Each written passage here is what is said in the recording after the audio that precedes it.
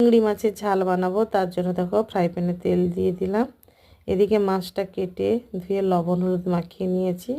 তো মাছটা একটু হালকা আঁচে ভেজে নেব। মাছ ভাজা হয়ে গেলে ওই তেলেই দিয়ে দেবো পেঁয়াজ বাটা।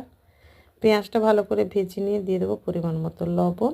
তারপরে দিয়ে দেবো রসুন বাটা, দিয়ে একটু কষতে থাকবো। আর এদিকে একটা বাটির মধ্যে একে একে হলুদ গুঁড়ো, লঙ্কা গুঁড়ো, জিরে গুঁড়ো, ধনে গুঁড়ো, গোলমরিচের গুঁড়ো দিয়ে একটা মিশ্রণ বানিয়ে নেবো। তারপর সেটা আমি দিয়ে দেবো পেঁয়াজের মধ্যে, দিয়ে বেশ কিছুটা সময় ধরে মশলা কষতে থাকবো। আদা বাটাও দিয়ে দেবো। মশলাটা ছেড়ে যখন তেল বেরিয়ে আসবে তখন দিয়ে দেবো টমেটো কুচি। টমেটো কুচি দেওয়ার পর আবার কিছুটা সময় কষতে থাকবো। তারপরে জলটা যখন একেবারে শুকিয়ে যাবে তখন আমি একটু জল ঢেলে দেবো। জলটা ফুটে উঠলেই ভেজে রাখা মাছগুলো দিয়ে দেবো। তারপর জলটা শুকিয়ে গেলে গা মাখা হয়ে গেলে নামিয়ে নেব। হয়ে যাবে চিংড়ি মাছের ঝাল। আর যদি ভিডিওটা ভালো লাগে লাইক করে দিও প্লিজ, চ্যানেলটা সাবস্ক্রাইব